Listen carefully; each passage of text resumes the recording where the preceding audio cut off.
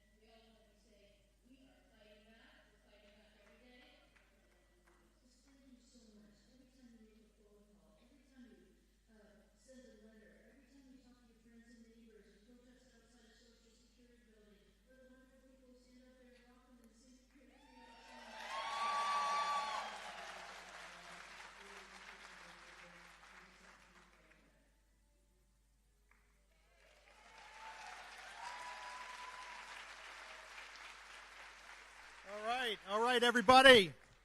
So once again, my name is Jesse Connolly. I'm proud to be the Chief of Staff for Congresswoman Shelley Pingree. We're just going to talk for a few minutes about how this is going to work so everyone understands our rules and can be respectful and have dignity and be civil with each other. So could we put up our little PowerPoint? Okay, great. First off, there should be comment cards that you all got when you came in.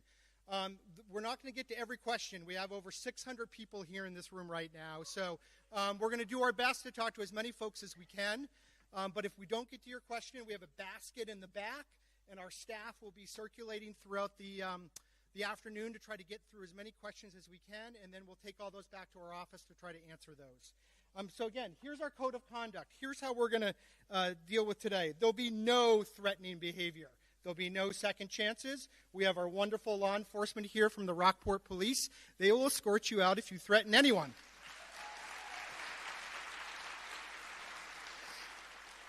We're going to keep it civil. We'd like to have one person talk at a time. We'd like to get through as many questions as possible. And there'll be no personal attacks of any kind today. We'll have one speaker at a time. And as we said on the walk-in, there'll be no signs, there'll be no posters, or there'll be no flags. Everybody got the rules? Everybody ready for a great event?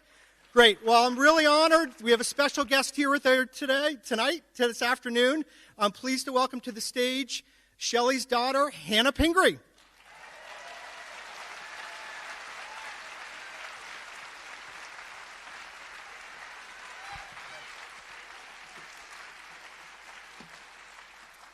This looks like a friendly audience. Actually, looking in the audience, I already see so many people I recognize. Thank you. It's pouring rain. It's been a terrible weekend, but it's awesome to see you all here. I actually want to start out by introducing and thanking the other public elected officials in this room. I think I know that Representative Vicky Dudera, let's hold your applause, because these guys are all awesome. Representative Vicky Dudera, Senator Ann Penny Beebe Center, Representative Valley Geiger, Representative Ann Matlock, Representative Holly Stover, Representative Holly Eaton, Representative Mike Ray. Are they here? Will they stand up? And if there's anybody else in the legislature, please stand up.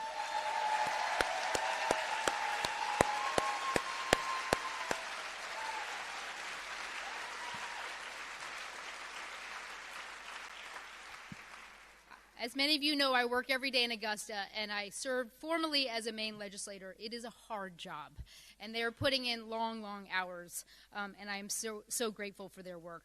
I know there are a number of other elected officials in this room. I know Attorney General Aaron Fry is here. Can you stand up?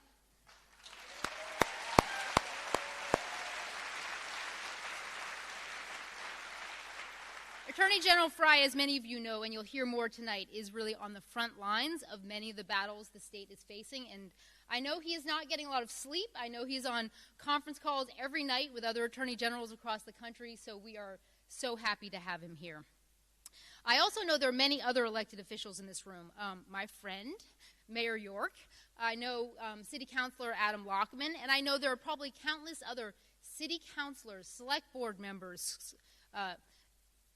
who else?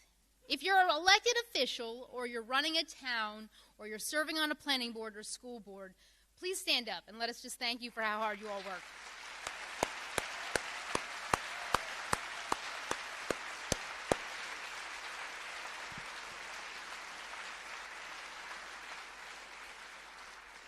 And last but not least, I do really want to thank the principal and the staff of Camden Hills High School, the teaching staff, the principal, and maybe some students who are here.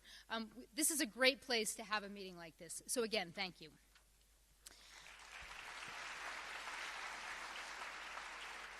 So I am here to introduce my mom. She maybe doesn't need a lot of introduction, but some of you, maybe you're new to Maine. Most of you are probably not. But Congresswoman Shelley Pingree is my mom, and I am very proud of her and her tireless work. I think many in this audience are familiar with my mom. She served as your state senator in the Maine State Legislature from Knox County from 1992 to 2000. She then led Common Cause as their national president and CEO, advocating for good government and transparency before she was elected to Congress in 2008. She has served in Congress for 16 years. She has been representing Maine's congressional delegation, and she currently sits on the powerful House Appropriations Committee, chairing the Subcommittee on Interior and the Environment, the Subcommittee on Agriculture, the Subcommittee on Military Construction and Veterans Affairs, and she also sits on the House Agriculture Committee, thus the manure comment. She's been a small business owner, a farmer, a school board member. She's obviously a mom and a great mom and grandmother, and she lives on the island of North Haven. I was just in Washington, D.C. with my mom, chaperoning a 7th and 8th grade school trip with my 2 kids and their classmates. We got to spend part of a day following my mom around, observing her hardworking staff, her many meetings with constituents. We watched her testify in the Agriculture Committee to the changes and cuts to the SNAP program, a basic food supplemental assistance program that helps thousands of kids, families, and older Mainers.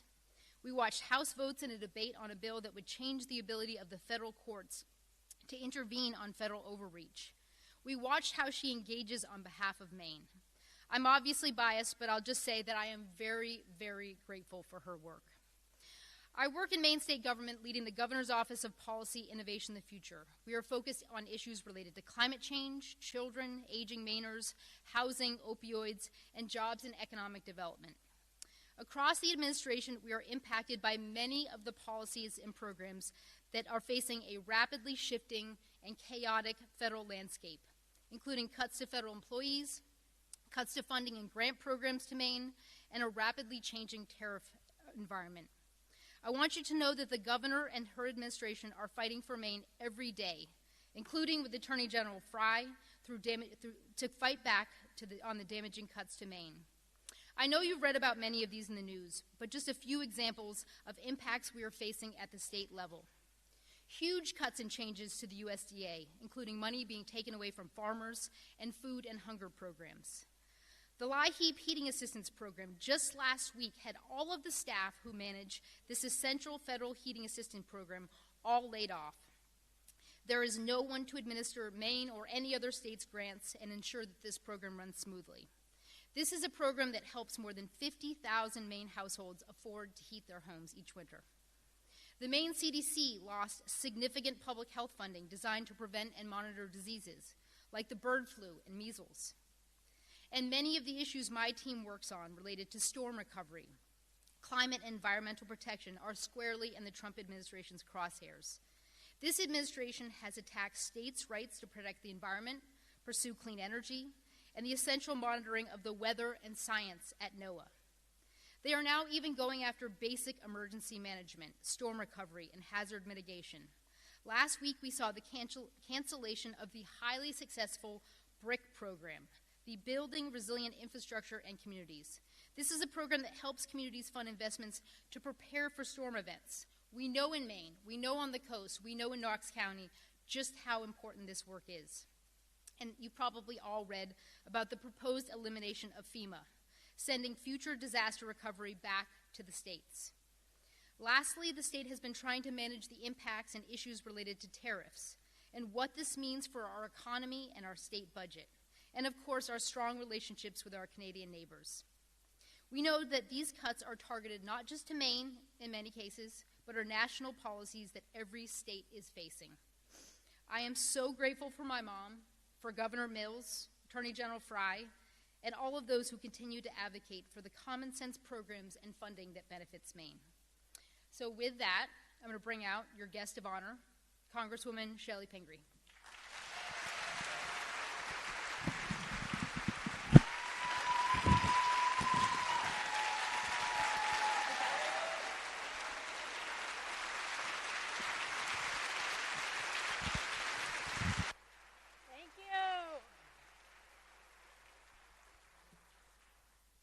Does my microphone work? Okay, good. Well, thank you very much, Hannah. Thank you, Jesse. Thank you for that nice introduction. And thank you to all of you for taking a busy Sunday out of your lives and taking this time to be here with all of us. I want to appreciate everyone from Camden Hills High School who has helped make it possible to be here on a Sunday afternoon. To my incredible staff who you've gotten a chance to see as they checked you in or they're around the room and will be here to answer your questions if we don't get to all of them.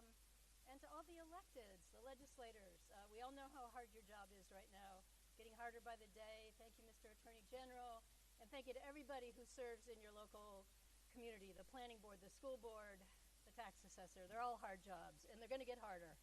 So I'm so grateful to be here with all of you. It really makes me a little teary-eyed, honestly, to see this room full of people. You know, you can spend a lot of long days down in Washington, and honestly, sometimes you think, like, this is so brutal. It's so awful. Are we in this alone? And we're certainly not, because every one of you has been calling and emailing and showing up at local protests, and keep doing it. Keep doing it every day. We are all together so angry, so frightened, so concerned, so confused about the actions of this president, the illegal, unconstitutional actions that go on every day. And that's what I want to talk to you about tonight. I'm anxious really to hear your questions, your ideas, your suggestions. I know your number one is going to be, what are you doing to stop it? And we're going to talk about that. We're going to talk about what we're doing to try to legislate, using our positions even in the minority to sponsor bills, write letters, ask questions at hearing, hold our own hearings when the Republicans won't hold them. We're litigating. There are over 160 lawsuits. Thank you, Attorney General Fry, who's participated in many on behalf of the state of Maine.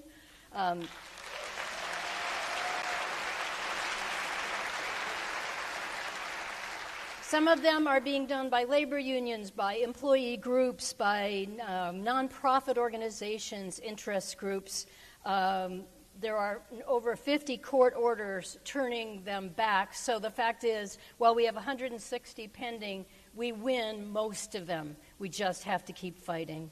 And then lastly, we're agitating and informing, and you guys are such an important part of the speaking out, protesting, being on social media, telling your own stories, making sure your friends and neighbors know what's going on and how it's impacting their daily lives and how it's going to get worse.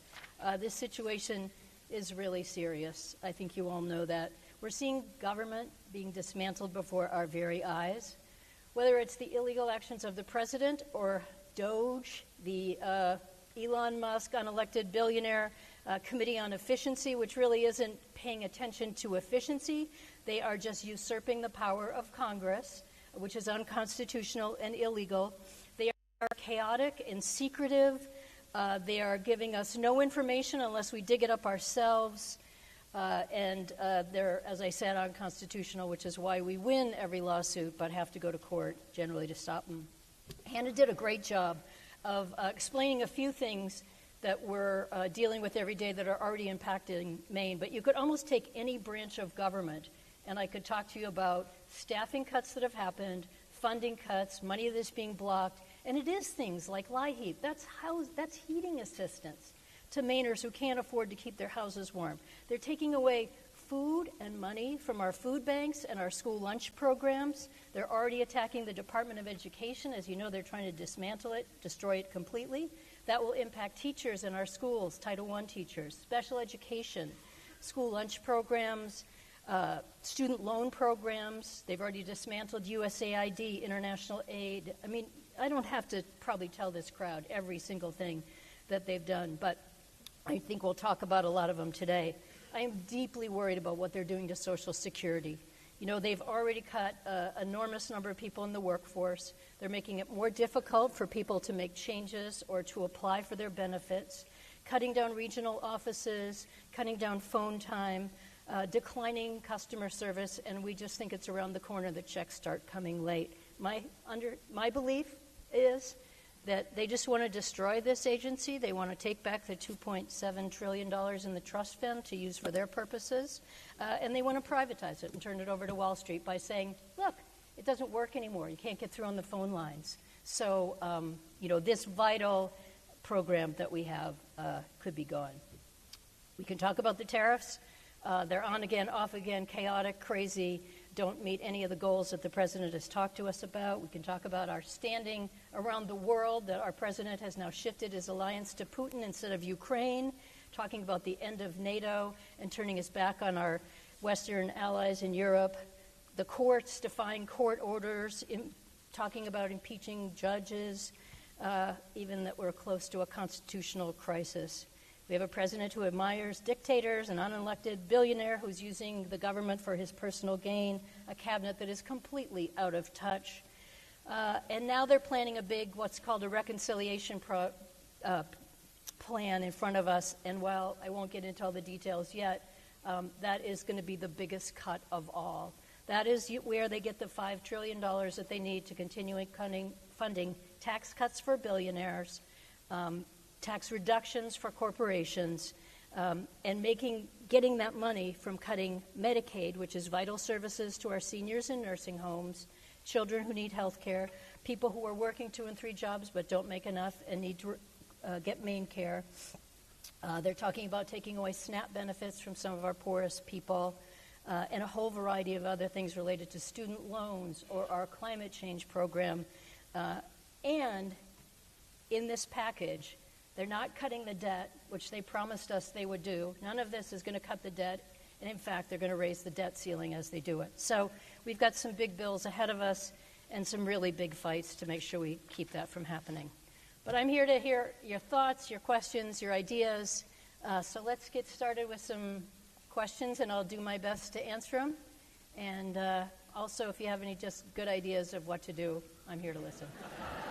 All right, thanks, Shelley. Can I get this mic back on? So we have my fabulous colleagues. We have Jim over here. You want to raise your hand? And Molly over there. If folks who would like to ask the Congresswoman a question want to line up next to them, we're going to go back and forth. And then we're also going to read from comment cards. So where's Pam? There's Pam. Pam's going to collect your comment cards. That's my mother's best basket, so make sure you treat it with respect. Please put your comment cards in there. We're going to read as many as we can, but we'd like to hear from you. So if you have a question you'd like to ask directly to the Congresswoman, please go see and line up behind Molly and line up behind Jim. Thanks so much. And maybe, Jim, we can start with you. Oh, okay. All right. Hi, my name is Corey Peralta. I'm from Brunswick. First, I just want to say thank you so much. My daughter's an actress, and a lot of times she's working with directors that are always asking her for more and more and more because they know she can give them more. And I so much appreciate that you are giving us more because clearly many of our representatives that are supposedly representing us in Maine, in Washington, are not, and I just truly appreciate that. My question... Thank you. My question is, at the beginning of April,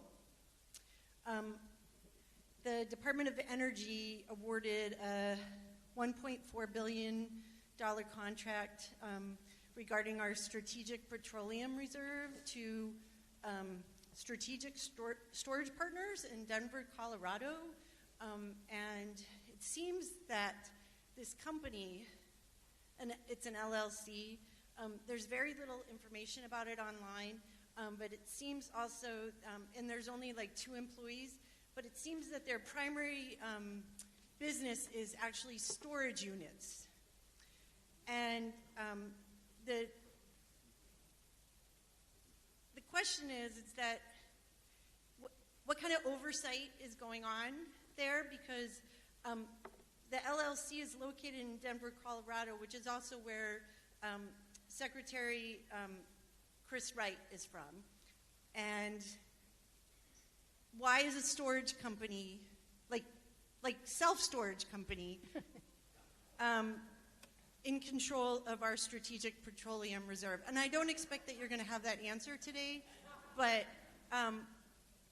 that's it. I mean, I know most of our oil comes from Canada, but the rest of the country, that would be pretty devastating if $1.4 billion worth of our petroleum ended up in storage units. So, thank you.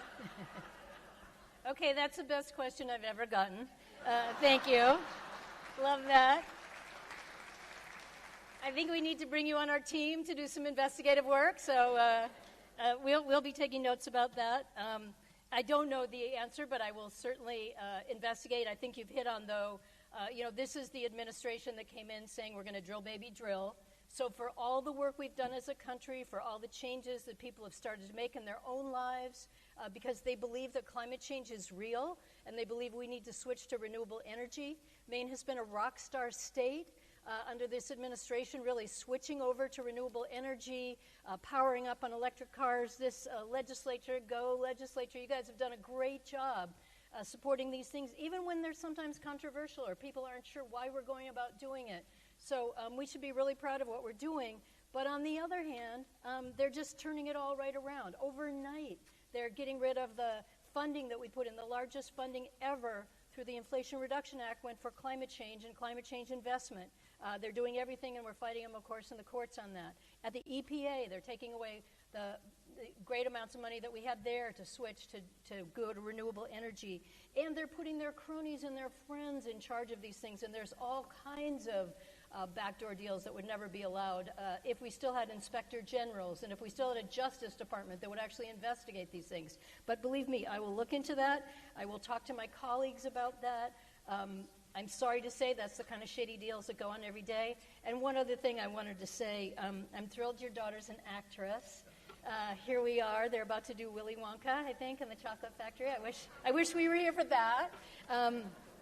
But I am, as the ranking member of Interior Environment, I am in charge of the subcommittee that funds the arts. And without, spending the whole time talking about the arts, which sometimes isn't, top of our list because we've got to make sure people get fed and can afford housing and childcare, they are devastating the arts in this country. They've already destroyed the National Endowment for the Humanities, which we have a tremendous number of grants that come to Maine that go to museums and libraries and historical societies. They've destroyed the IMLS, which is our library and museum service, de-staffed it, taken away the money. This week they're at the National Endowment for the Arts, and we think when DOGE gets done with them, they'll be gone too.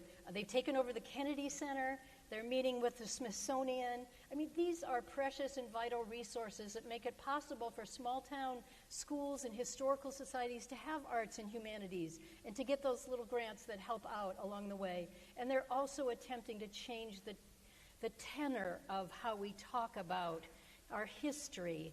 And you heard me saying, what they're doing in the Smithsonian. They want to wipe away the truth and our honest understanding of how we got to where we are as a country. So I guarantee you we're fighting on all those fronts. But, that's vital for all of our young people who want to go into the arts, but also for our communities that want to be able to have the funding. So, okay.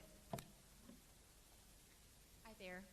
Shelley, it's Penny York, formerly Penny Brown of North Haven. I do want to let everyone know, long before I was the mayor of Rockland, I was a little sheep in Shelley's farm on North Haven in the 4th of July parade. I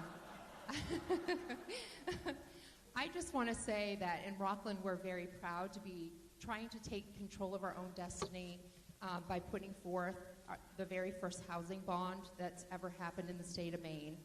I also just want to ask, what can other communities do in order to make a little bit of their own good trouble without drawing too much attention? Nobody wants to be a target, but we do want to keep things moving forward and making a positive difference and kind of harnessing the power that lies within our own population in each city to control that destiny. Right now in Rockland, that's a housing bond that we will use to create more housing. But what can other communities do locally in order to help rather than depending on the federal government for funding? Because we know no one's coming to save us at this point. Yeah.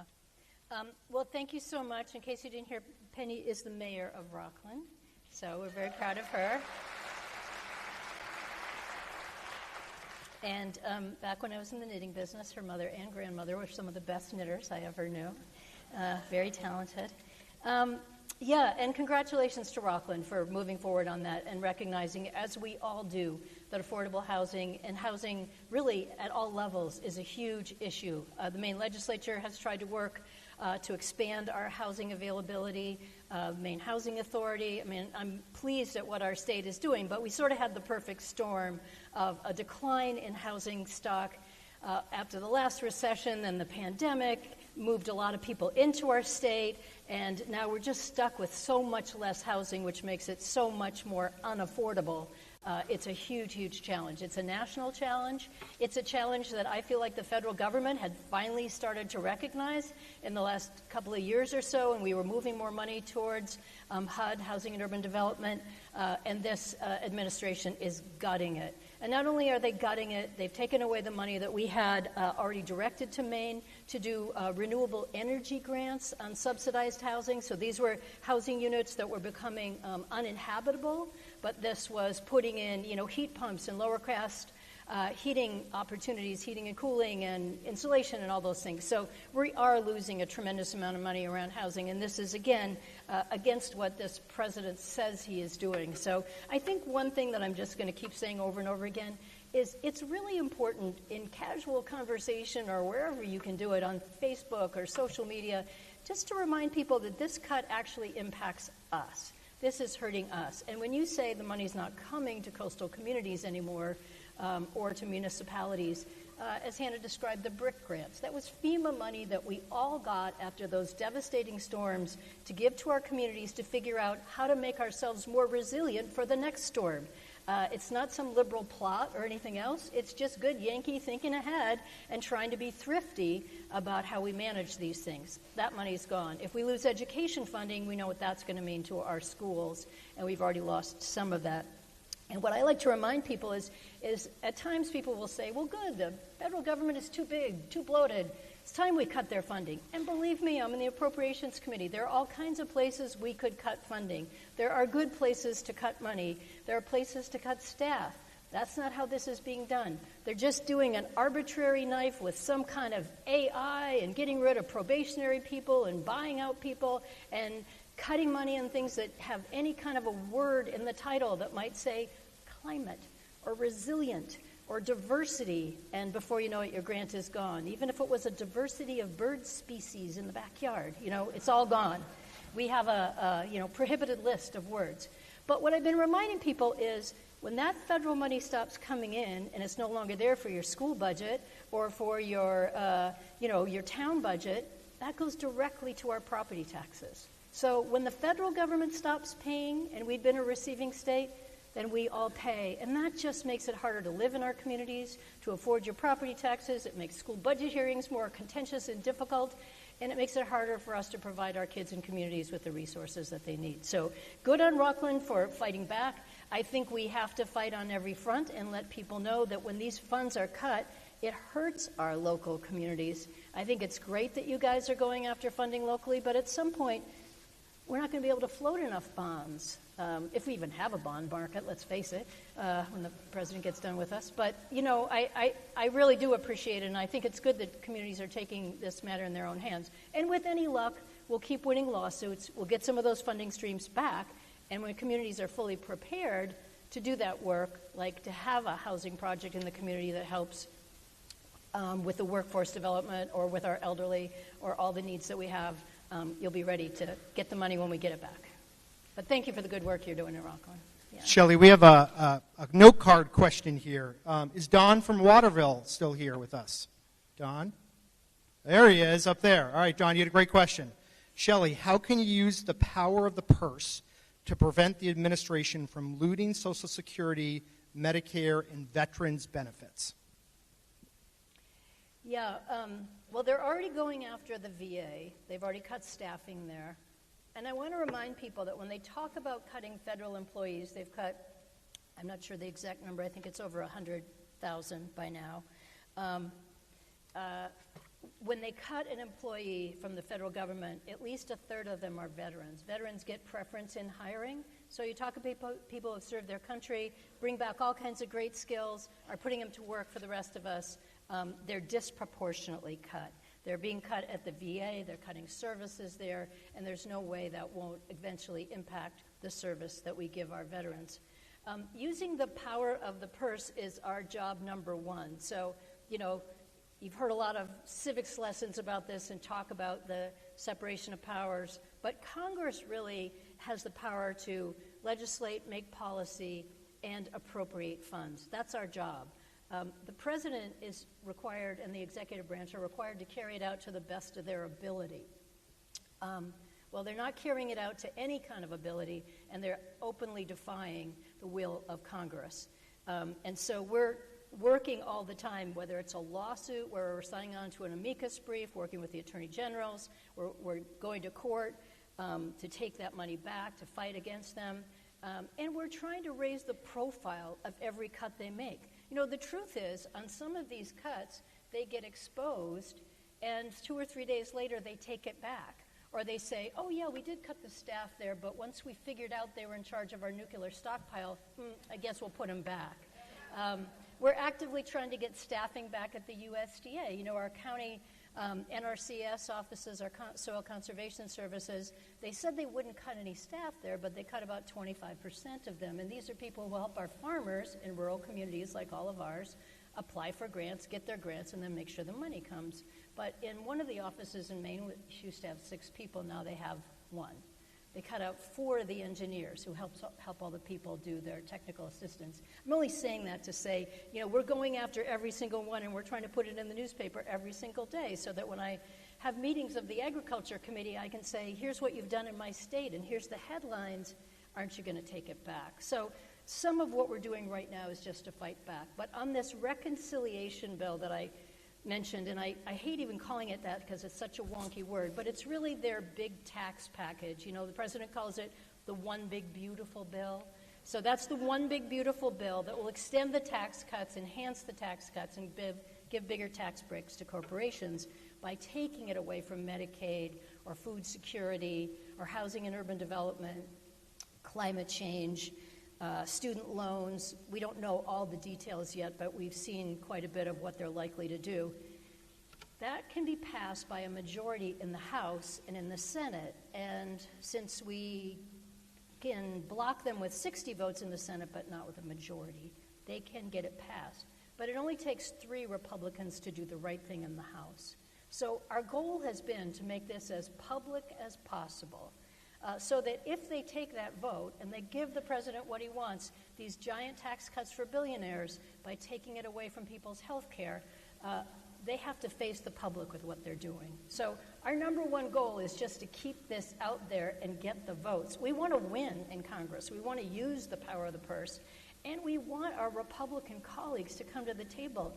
As I said, I'm on the Appropriations Committee. I've never been in a time when Republicans on the Appropriations Committee didn't value their job, just let the president get away with it. They're not fighting back, and they're the ones who have the power to do it. But we're going to make them feel the pain and eventually do it.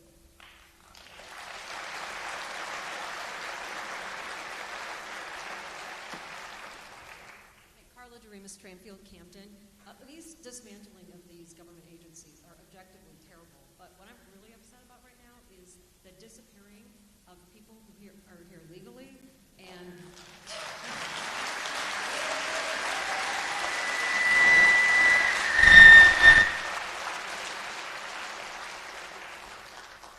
the administration floating the idea that it's going to be okay to take American citizens as well. So we know that there are Republicans that are against this, but they are too chicken to stand up and do the right thing. How do you put pressure on them? Thank you. Yes, thank you.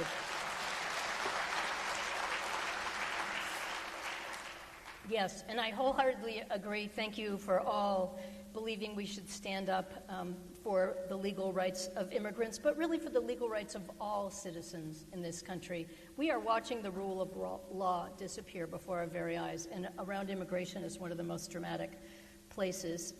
As you know so well, the president is trying to use emergency authority wherever he can, and this is one of those cases where he is using quote, his emergency powers. It's what he did with the prisoners, the Venezuelan prisoners he took to El Salvador.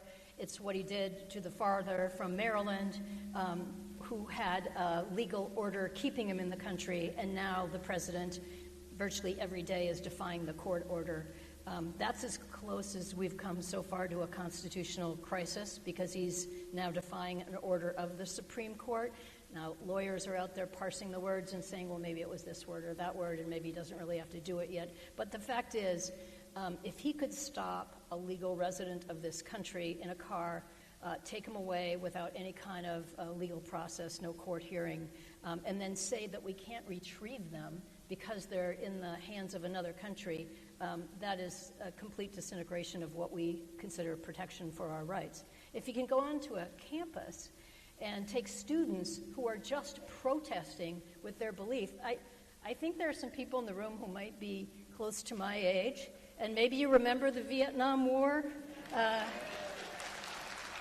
I got my start protesting the Vietnam War in high school and had no idea that someone could actually, pick me up off the streets. It might have made my parents mad, but they didn't think I was going to end up in El Salvador before dinner.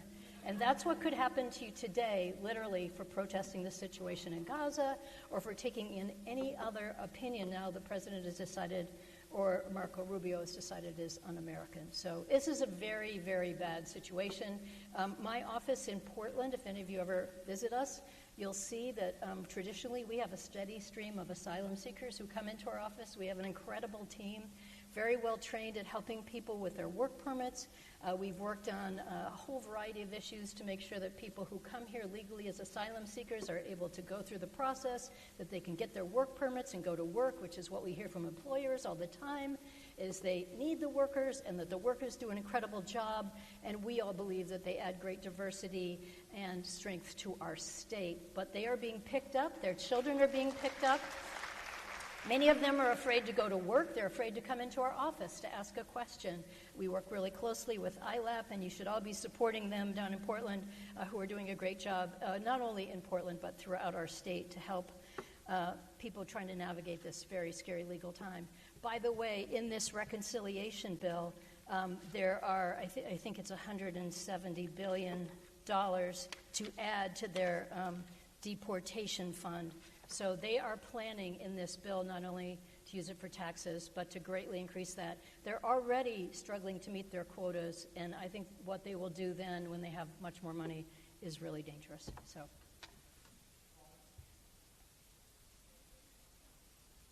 David Sowers from Friendship. Hi. Shelley, I'd like to follow up on your comment about asking us to write and call you and our other representatives. The House just passed the SAVE Act, and now it's going to the Senate. I'd like to suggest that everyone here in the audience write and call and protest or oppose the SAVE Act to the senators, and encourage your friends and family. And maybe you can talk more about this, please. Thank you so much. Thanks for bringing it up, and thank you for contacting us. We really do appreciate it, and sometimes people will say, oh, I write you all the time, you must get sick of it. No, we don't get sick of it at all. Of course, we love to hear from you.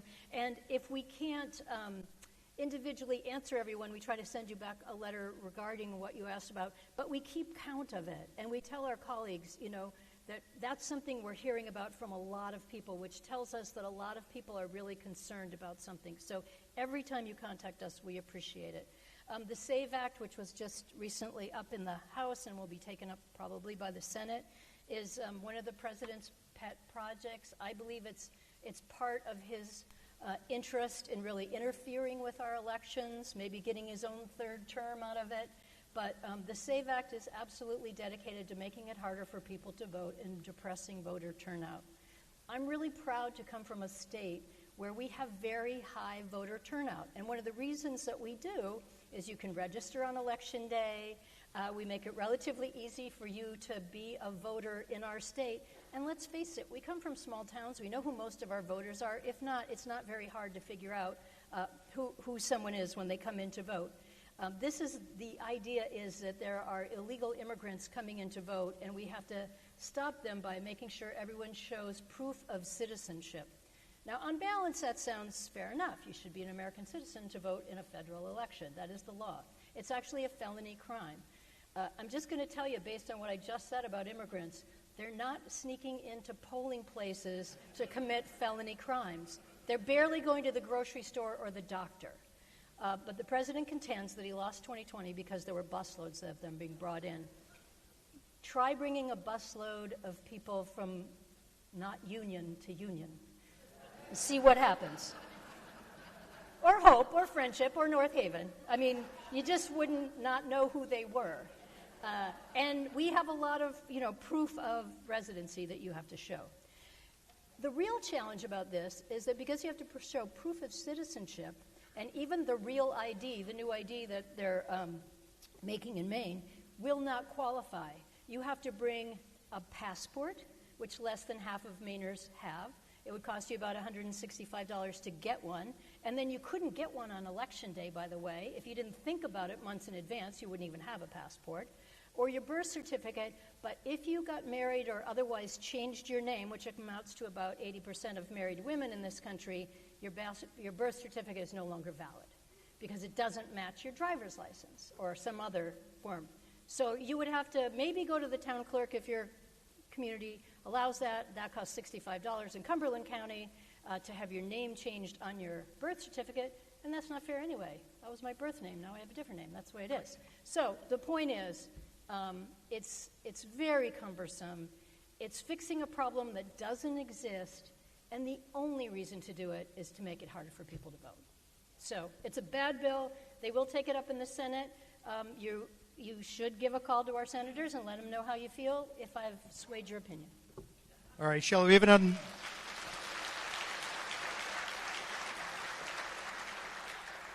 All right, is Nancy from Owl's Head still here?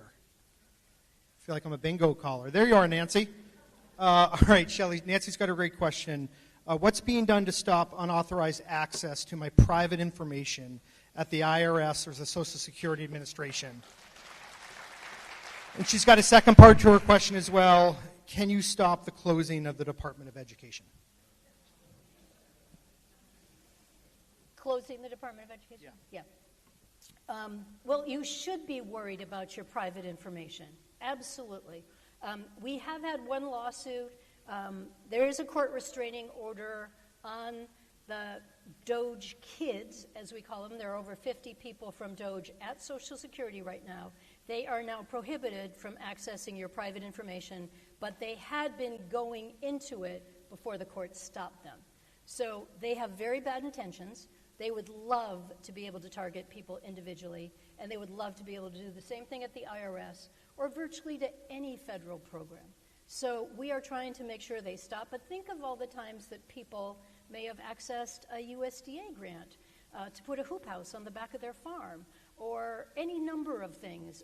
A teacher who accessed a grant for something in the classroom. There are all kinds of things. There's always been very secure prohibitions. I mean, maybe they get hacked, maybe other things happen to our computer system, but not willfully going in there and doing it. But in Elon Musk's mind, you get a bunch of information on people, you put it all together, bingo, You can deport them. Bingo. You can take a program away from them. Or bingo, you use it to justify one of your crazy ideas that you make up in your head at night when you should be sleeping. I'm sorry. At least we've got a restraining order there, but we are actively trying to do that. The ACLU has been doing a great job, and many other attorney generals are trying to stop that. So it's a really important question. Second, can I keep them from shutting down the Department of Education? It's a really serious issue, and my colleagues and I are working very hard at that, trying to expose what is going on. We are very worried about the funding cuts. Now, what they tend to say is, don't worry, we're just cutting the staff. It was a bloated staff. We're going to get rid of them. The money will still flow. They're always saying, don't worry, the money will still flow. But most of these programs can't be administered without the staff that go through the very complicated computer programs to figure out, is this school eligible? Is this student eligible? Is your student loan eligible? All these things. We also have a lot of safeguards around them, and you need people to do that. I think they have a vision that AI will do it all, or they just hate government and they want to get rid of all these things. And the president did promise he would get rid of the Department of Education. So, that is one of his agenda items. But remember, that's money that comes directly to our schools. Title I goes to many of the schools in this country, and in this state, I think we get about $60-some million that provide teachers in schools, IDEA, every school. I started out on a school committee. Every school budget always needs more special ed funding, student loan money. And we've already seen what happens when they take away the administrators. I think Hannah might have mentioned the LIHEAP money. They took away all the administrators. They said, well, the money's still there. Well, these are complicated programs. You can't get the money out of the portal now. Same thing, they took away the administrators from Meals on Wheels. They're cutting them down on Head Start. So I'm just saying, we are really worried about what they're going to do with the funding now that they've cut all the people. And we're just going to keep fighting back. It's a travesty.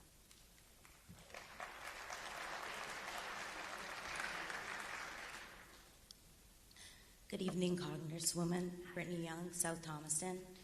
As an independent, I'm very concerned as a mother as well, seeing what's going on with girls' spaces in sports, and it seems on both sides we have parties voting against women.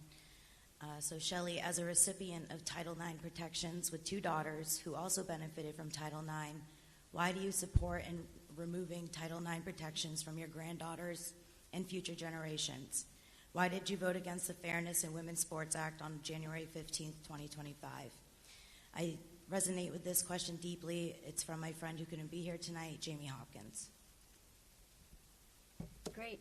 Thank you for the question, Jamie. Nice to see you. Jamie, I know your mom and your family, and I very much appreciate the question because I think it's something we have to ask, we have to talk to each other about, and we have to better understand this issue.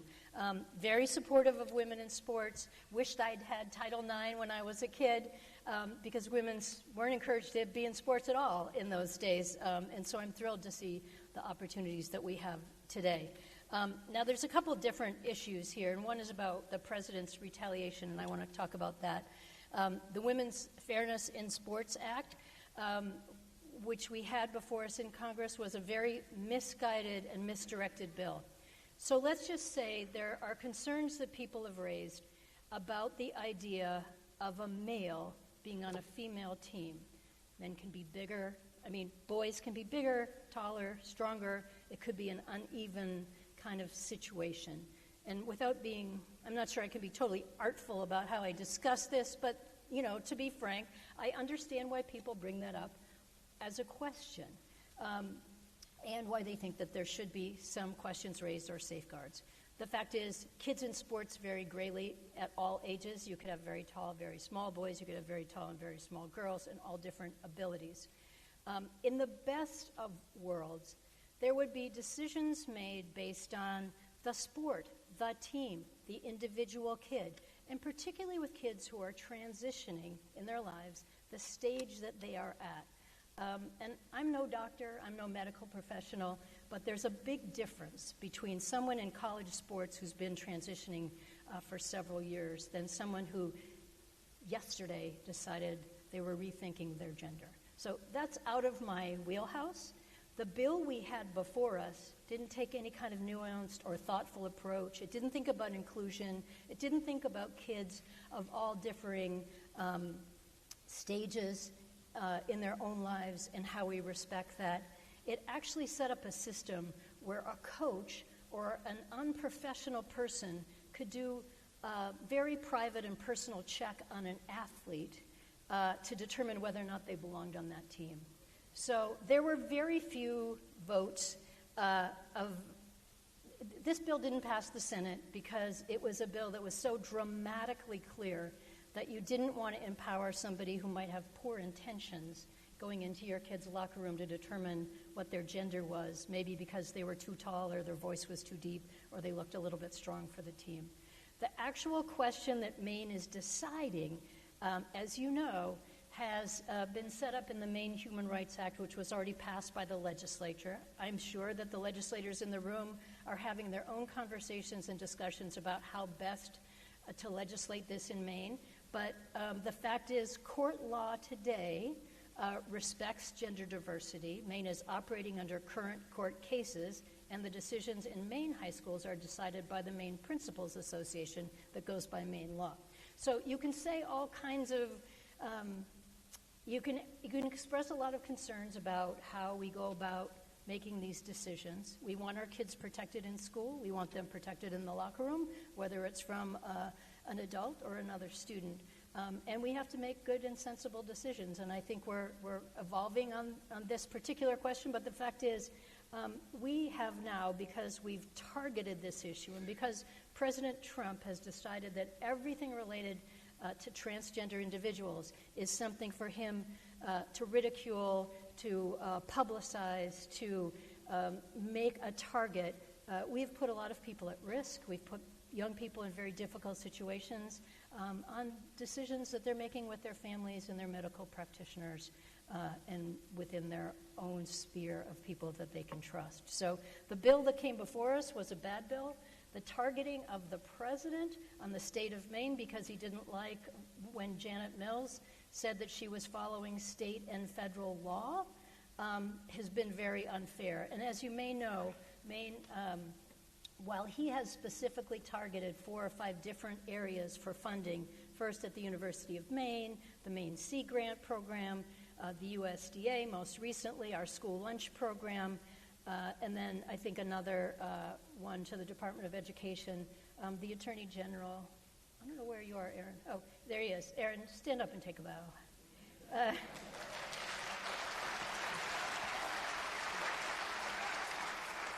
So the Attorney General just won the first case on Friday night. I think it was Friday night. And just to get back to that case, the President of the United States, however you feel about students in transgender sports or the color of the line that we paint down the middle of the road, a president cannot target a state because he disagrees with you if he doesn't have the law on his side. He's doing this based on an executive order, not a Supreme Court decision, not federal law, and trying to stop funding. So every time that they block our funding individually, it's illegal. And that's what Maine is fighting back about, and their first restraining order came last Friday night. So good on Maine.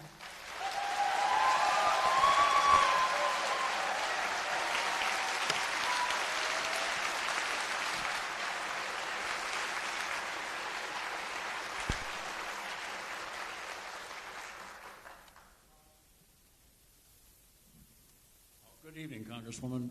My name is Mike Flanagan. I'm from Thomaston. And I'm a retired U.S. Navy captain who has been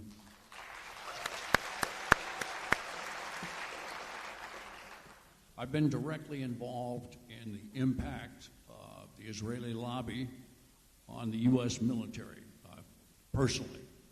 And what's happening in Gaza, using American weapons and ammunition and planes, as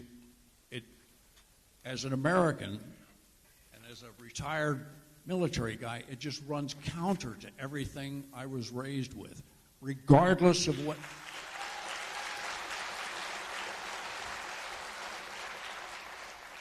You can't shut me up with the accusation of anti-Semitism. This is bigger than that. This has to do with the moral rectitude of this country. Thank you.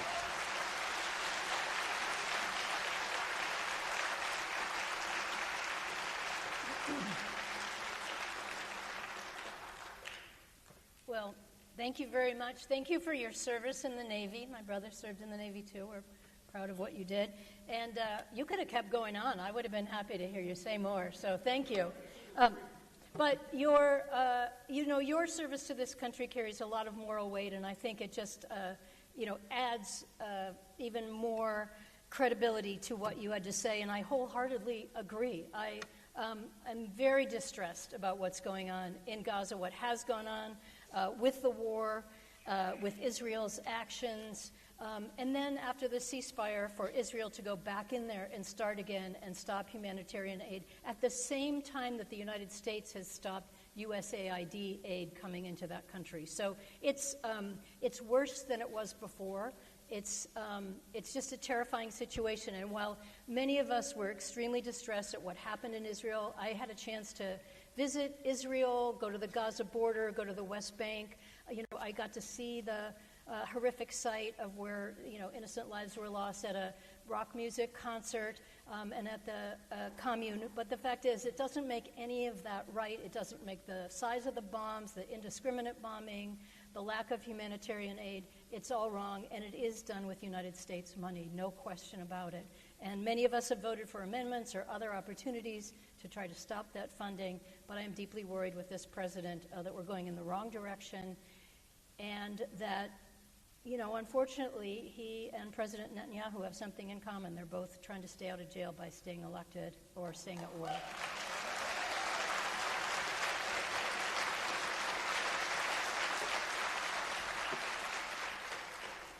All right, so we have about a half an hour left before we need to end the program. We're going to try to get through as many questions as possible.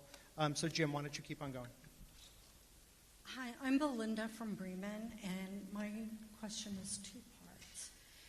When they defy the Supreme Court and the courts, as they have and will do, what is the remedy for that? I have no faith in federal law enforcement at this time. The people in charge of those departments, Bondi, all of them are horrible, horrible people. So what will happen when all of his minions and the people who are his puppet master continue to defy our laws openly? I mean, they all tanked the stock market so they could make money. Didn't matter what happened to our 401ks, right? Who's going to stop them? The U.S. Marshal Service has already thrown their hat in with him.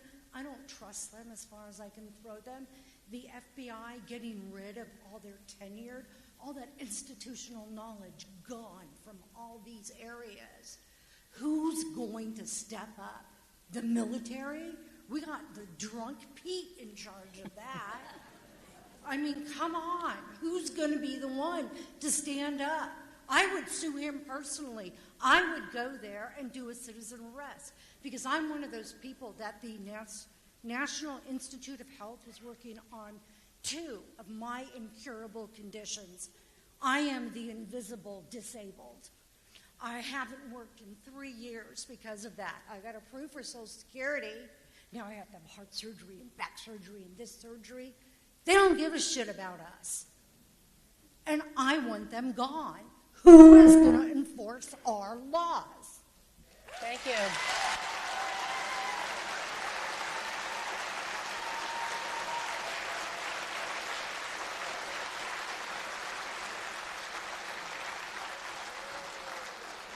Well, thank you very much for your question, and thank you for sharing some of your personal life. I really do worry for all the things that you're talking about, the dependability of Social Security, Medicaid availability, and also you mentioned the NIH and research studies They've arbitrarily cut so much of the research that we're doing in this country related to children's cancer, related to incurable diseases, related to all kinds of places where we've made tremendous progress, and we as the United States are the only ones doing so much of this research. So I'm deeply, deeply worried about that. And we may need to get your name just to call on you to come down and help with that citizen arrest, because, yeah, I think you could do it. There you go. All right, I think you're tough enough to do it. But it's a very legitimate question. It's what we are all worried about, this idea of a constitutional crisis. When do we call it that? The president has openly defied many, what I mentioned before, 160 lawsuits against him, maybe 50 some have been given a restraining order, the others are in progress, or work is going on about them. But the fact is, he often ignores the restraining order. Sometimes you can tell he doesn't care. He goes ahead and does it. They put the money back, or they say they're going to put the staffing back. They just drag their feet on it.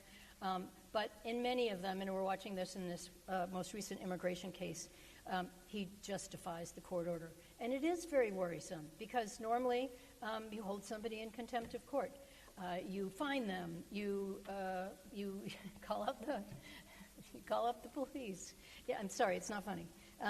It is like a very worrisome thing. When will that day be? I thought that there might be a good question to put Aaron Fry on the spot. And he and I did a teletown hall the other night, and only because he's the Attorney General. I don't want you to think I'm avoiding this. I just want you to know that this is a thought that Attorney Generals are thinking about every day. There are 22 or 23 Democratic states who have been joining together on a lot of these lawsuits. And they also are the ones who have to get it back into the courts, to keep pushing and pushing. And Aaron, I know you've experienced this a little bit. You want to just throw some legal thoughts in there? Yes, thank you, Congresswoman, for the easy question. Glad that this is when I get called up.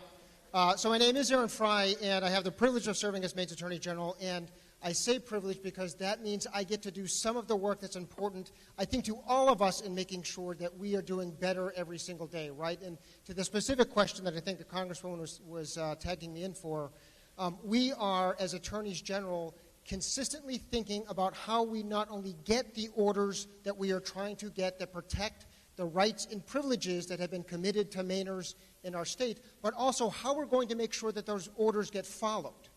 Now, so far, we have been successful, believe it or not. So I'm involved in just about 8 or 9 specific cases trying to enforce Mainers' rights right now. There's one case in particular out of Rhode Island in which we sought to have grant funding continue to flow into our state. So it was quick to turn off, right? When we got the order that ensured that that money was going to continue to come into Maine, it was not quite as quick to get turned back on. And so what we have done is we have gone through a process, a legal process, because if the rule of law needs to apply to the president, then it needs to apply to attorneys general as well, right? And so we've been working through motions to enforce, dotting all of our I's and crossing all of our T's, and we have been getting the money turned back on. We have been getting court orders followed. Now, I am concerned about what we're seeing with what's going on in D.C. right now, specifically with the order relating to the citizen who was deported inappropriately, unlawfully to El Salvador, and we are watching how that manifests. But I can say this. At this point, in working with some of the most talented attorneys in the state of Maine and talented attorneys across the country, we are doing everything we can to make sure that the orders that we are securing for Mainers and for citizens who are committed to the rule of law are followed. We've been having success, and let me add one more thing. The reason we're doing so much work now is because when we do get before the Supreme Court, we don't want to give any procedural reason as to why that court order was invalid, right? We don't want to give any reason why the court can't hold the president accountable. And there's a lot of other people, by the way, that we're going to be able to hold accountable. There's lawyers who are in the courts fighting for the administrations, whose licenses we might go after if they're not acting appropriately. There are officers of the United States who swore an oath to the Constitution who are also going to be on the line, and we'll hold them accountable. And so this is a long answer to the question of, understanding the pain that this chaos is causing, the pain that this The way I liken it to is it's easy for one person to set a building on fire. It takes a lot of people to put that fire out. There are a lot of people making sure that the arsonist that has created this chaos will be held accountable. It just takes a little while to put out this fire, and we are dotting all of our I's and crossing all of our T's. I am confident we'll be successful with these efforts.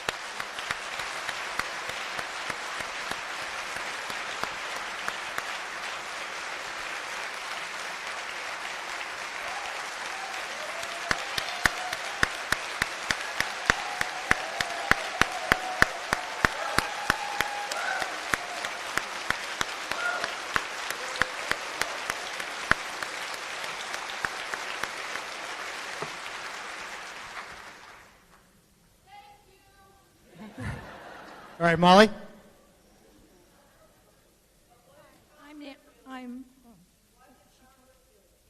We're going to take one question at a time. Thanks so much, Molly. We have someone else. Me? Oh, I'm Nancy, and I thought we were coming here to kind of figure out how we're going to win in 2026.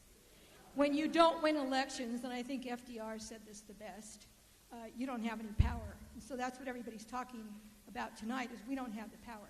And we lost everything practically the last time. So number one, I'm not asking you why did it happen, because I think at my age I know why it happened. What I wanted to say is today you've said the word they, but you never said the word Susan Collins, you never said the word GOP, and you never said the word Republicans. So I don't think we can win elections, and our president called Democrats vermin and a bunch of other stuff too. So to be respectful to that doesn't work really either. What I'm saying, though, to win in 2026, it seems like our first thing that we would do is make sure that Susan Collins wins. But I haven't even heard that we have a candidate, a good candidate who can win. I'm just saying I haven't heard anything about it. So maybe if you have one, you should make it known that you do have it, and it should know, because if we don't win, if we don't have enough senators, we're not going to have power again. So I'm thinking, I think that's the very first thing. And if you think it's not that important, then that's just how it's going. But I think it's really important. Thank you. No, I got your question. Thank you. And it's a totally fair, legitimate question. So number one, we are all here in my official capacity. I'm here with my staff, my team. I'm doing this as a work item, which I am thrilled to do. I'd rather be here than in my office any day. So I can't hold a political rally in terms of talking about other candidates or races that you should get involved in. I can tell you that you should call the Senate and lobby them on something, but right now I can't tell you about who should be running for office, whether it's any of these legislative seats or the United States Senate or the congressional races that'll be up next time. So this is not here. I'm sorry, I just can't talk about that. But I will say I do believe that elections have consequences. You are 100% right. We are suffering from a president who was maybe far worse than many people imagined when they voted for him. And the consequences have already been severe in less than 100 days. We also will have a midterm election.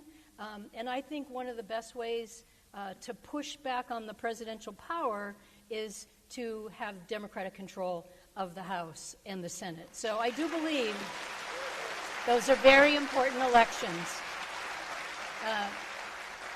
And today, I believe the best way we can convince people to do the right thing in the voting booth a year from this November is if they have the information that they need and they realize what the consequences have been of having this president or Republican control of the House that wouldn't fight back against this president. And I am perfectly happy to say that while I have good relationships with many of my Republican colleagues, and I will continually try to work with them in areas where we have agreement, they need to get a spine and stand up and push back and fight for the constitutional, institutional power that we have.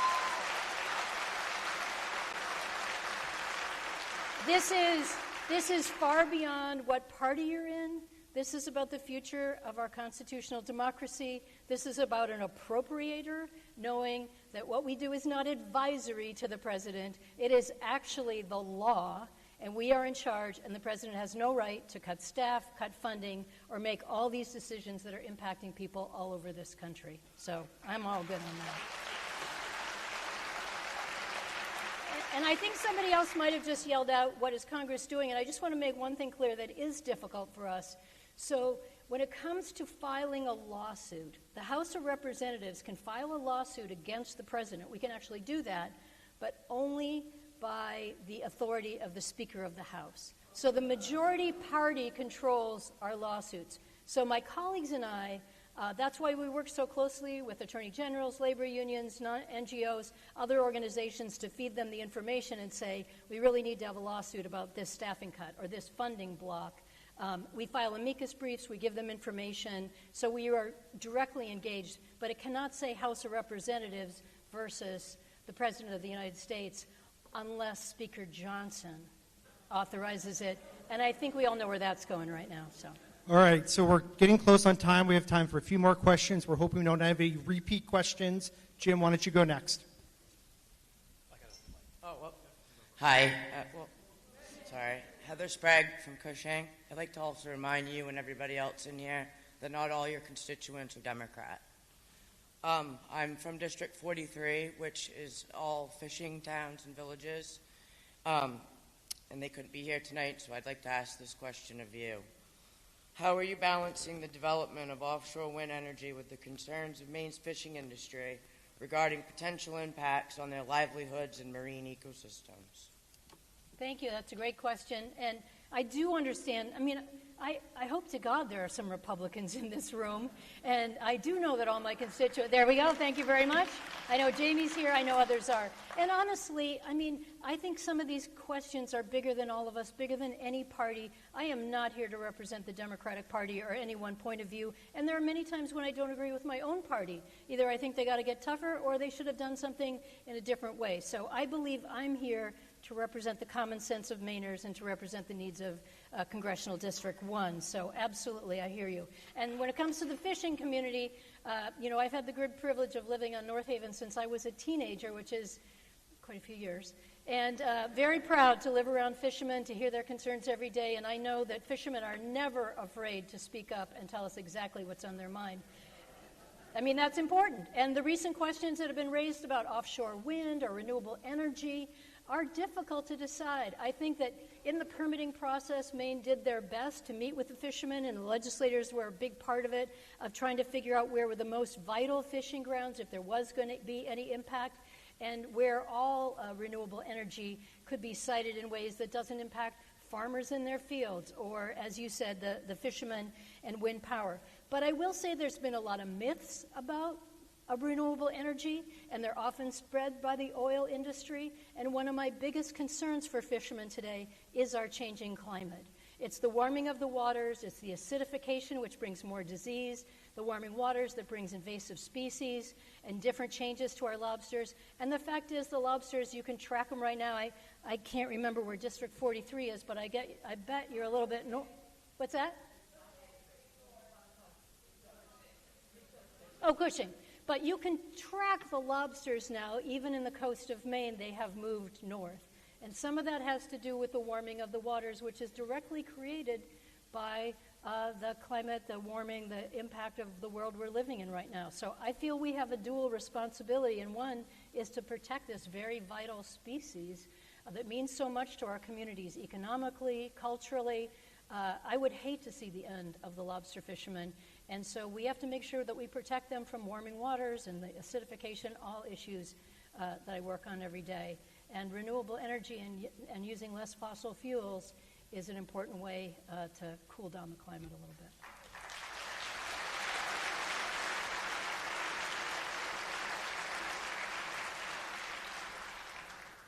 Hello. Mina Jeffrey from Rockland. My question is about the IDEA Act. I have 3 children who receive special education services, 2 with IEPs and 1 with a 504. They go to the local public schools in Rockland. If the IDEA is not expanded or protected, we have a Secretary of Education that didn't even know what a IEP was. What are you going to do to make sure that this incredibly vulnerable population of children is protected and is able to access the education that they deserve? Thank you for your question, and thank you for sharing that about your kids.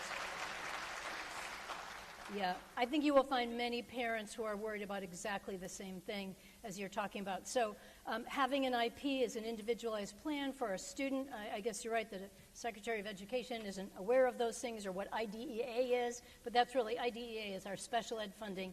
I think the mandate for the federal fund is supposed to be school boards, schools, departments of education are supposed to get about 40% from the federal government. We only get about 17%, so it's already underfunded. Every year we put in legislation to try to expand the amount of money, and as you've heard me say, this administration is intent on getting rid of the Department of Education. So that not only means that it will be hard to get those funds to schools, but the IPs themselves require personnel to be able to assist with doing them. The other thing is, right now, as a parent, if you have any concerns about the IP, about the education that your kids get, whether it meets the needs of their particular challenges, you can go to the Department of Education and file a claim. That's part of what they're there to do, to protect your civil rights and your kids' civil rights.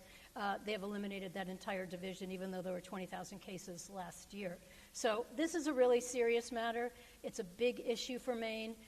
Special ed is often the biggest growing cost in a school.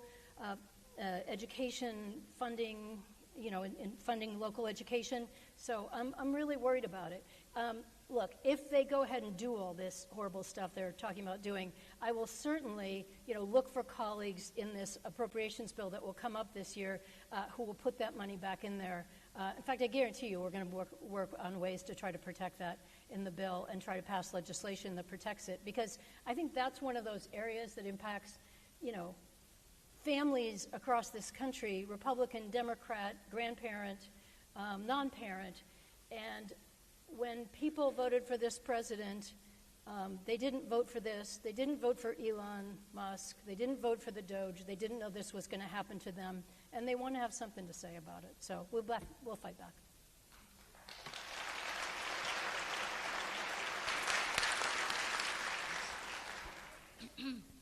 Hi. First, I want to thank you for your service and all of you guys who are up there doing your jobs.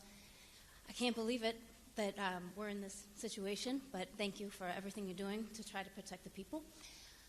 I just wanted to know if you had any thoughts on what we could do for ourselves and our communities, similar to the first question that was asked, but maybe like who should we be supporting maybe in the corporate sphere, or like obviously local is the best thing to do, but are there recommendations that you would make for us as citizens on who we should throw our money at? Like the dwindling resources that we have, like where do we put that? Where would it best be served? Thanks. It's a great question.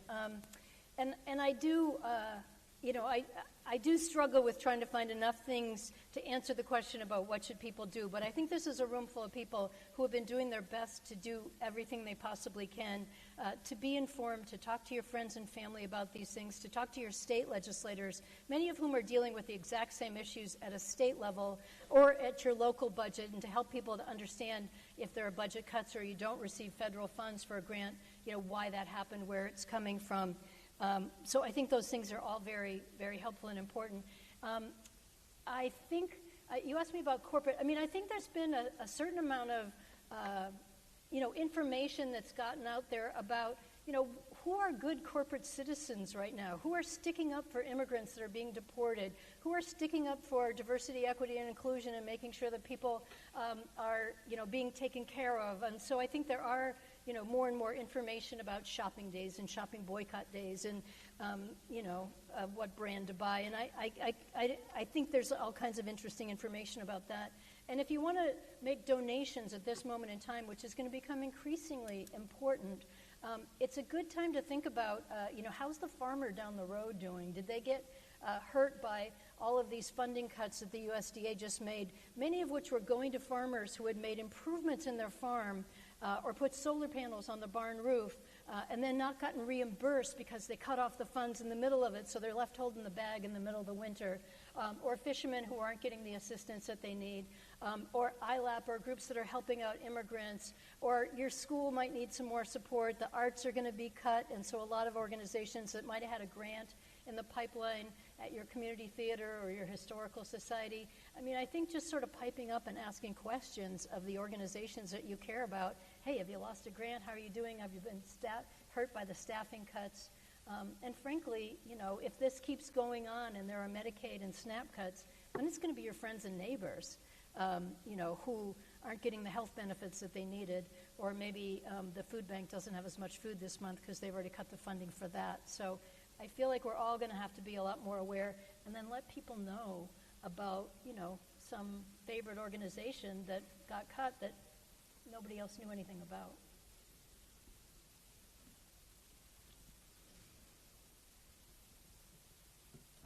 Hi, my name's David.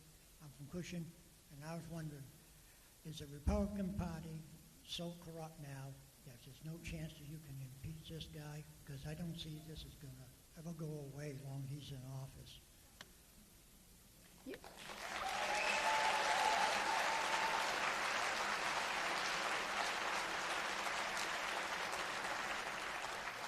So your question was about impeaching the president, right? Yeah. Yeah. Is the Republican Party, your question was, is the Republican Party so corrupt they won't impeach the president? Is the Republican Party so scattertrump and so corrupt now for power that we can't ever get this man impeached and out of office, because this is never going to go away. It's going to be a struggle as long as they can keep him in. Well, I think you're making a good point. We're not even 100 days into it, and it seems like we've already had 4 years of this president. Yeah, and impeachment, as you know, there was an attempted impeachment, or there was an impeachment of the president in the House prior, but not in the Senate. There was no conviction in the Senate, but it requires the Republicans in the House who have the majority to move forward with it. Now, it is entirely possible, just in the era, just as happened in the era of Nixon, you know, that something happens that is actually, you know, can turn my colleagues around, that they decide is corrupt enough. It's hard to know what that would be, given, you know, the decline in the stock market that came back miraculously, the insider trading that goes on, the things that seem to be happening every day. But I don't, you know, that's the thing about history. You don't know when it's going to change, but you got to be ready for that moment. And certainly, there may be a time when there are just enough Republicans to say this has gone on too far. And it may be Social Security, because how in the world can any president allow Social Security to be dismantled and the money taken away? So I'm not sure, but it's a good question, and there is a lot of corruption in Washington. And unfortunately, because of the changes at the Justice Department and the firing of all the inspectors general at every agency, we don't have the same ability to observe and to stop it.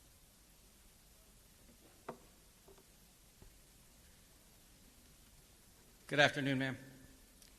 My name is Corey Hubert. I'm from Wiscasset, and I took an oath to the Constitution on 3 different occasions, once as an Army soldier, once as a corrections officer for the state of Maine prison, and once as a police officer for the town of Wiscasset. I truly believe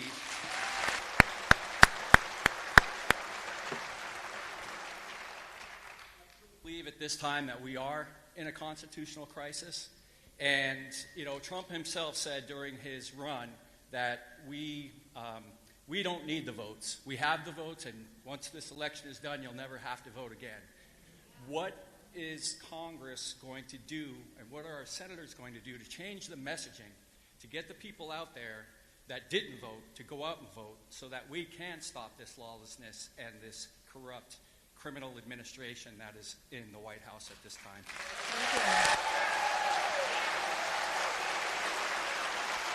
Thank you.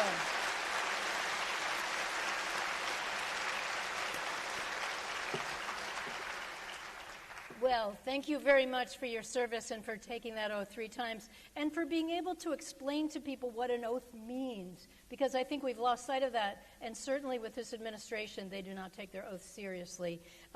I wholeheartedly agree. We are, if not in a constitutional crisis, very close, and we're going to have to fight back with any means that we've got. I can't tell you that I have a magic bullet, and I know we're getting close to the end, and I'd like to wrap up with some kind of a miraculous plan that I myself could deliver to all of you and say, we'll be out of this in 6 weeks. I think we are in for a long slog here, and I think the thing, because your question was a little bit, what will it take to convince people who believed the president was going to do the things that they cared about?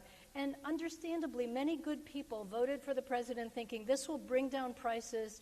This is a person who hears me, who understands my concerns and my problems. This is a person who will make sure that our country is safe. And in his first 100 days, he hasn't focused on any of that. We're in danger of prices going up tremendously with tariffs. We all know the litany of things that he has done, and he has not respected the oath of office. So I believe that all of us helping our friends and neighbors to understand what he is doing, the places he's cutting, the places he's taking away staffing, the dangers he's putting people's lives in, whether it's with their Medicaid benefits or the Social Security program, or just, the protection from our environment, dismantling FEMA before the next storm, getting rid of the Department of Education, talking about kids and special education. I mean, it is everywhere around us all the time now. And my feeling is that every day we go on, that people learn a little bit more and a little bit more. That's one more person who says, I'm not going to make that mistake again. I'm going to check his power in 2020, and I'm going to get somebody new in 2026. I think that's what we have to do.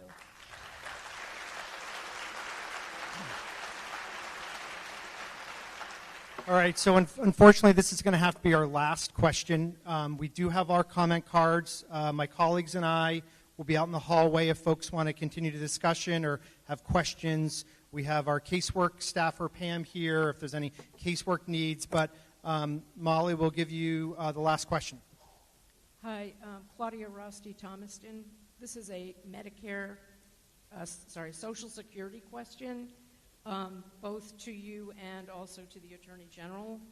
I saw a news report a few nights ago that suggested that everybody have a hard copy of their Social Security earnings, hard copies. So I went to Social Security to try to get that, and it led me to login.gov. I had to create a new login with login.gov, and I'm wondering if that is a DOJ thing with their access to our information, yes or no? And the other question is there going to be some site through the Attorney General's office where if we are missing checks or don't get our Social Security, whether we can file a complaint through the state? Very good question. Thank you. As I think there were a lot of Social Security experts in the room who did say, login.gov has been the system for a while, but there are changes being made there, and so we're always wary of what might have changed or the difficulties people are having.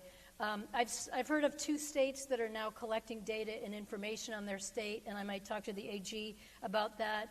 You can go to our website anytime and contact us if you have any problems with the Social Security system. In fact, we want to know anything that you experience, but we also have incredible caseworkers who help people every day get their benefits, deal with the problems that were already being experienced through the system. So, but we are watching very carefully for how quickly they're dismantling it and any problems that people may be experiencing. So thank you for that.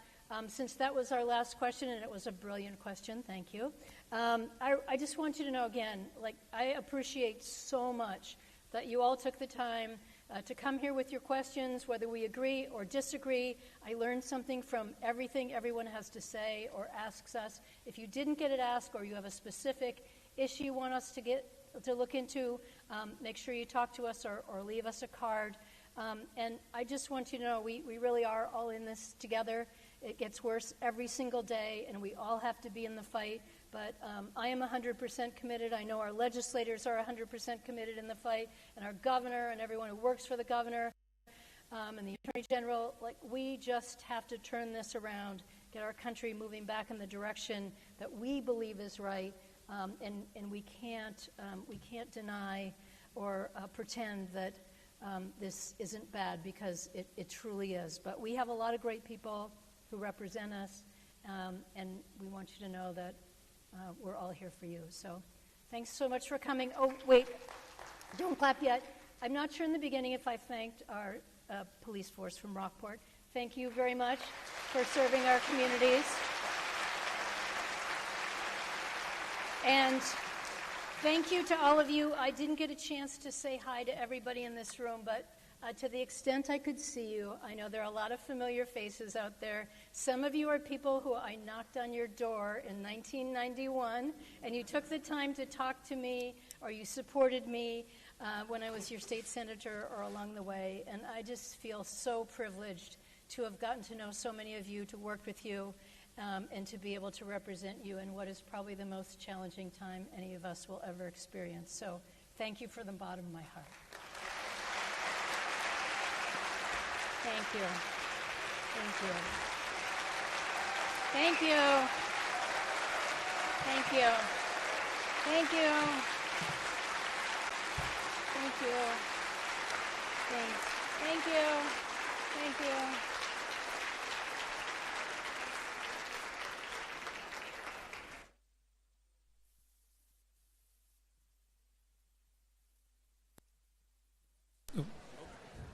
Test. Folks, just so you're aware, both exits are open on either side of the auditorium.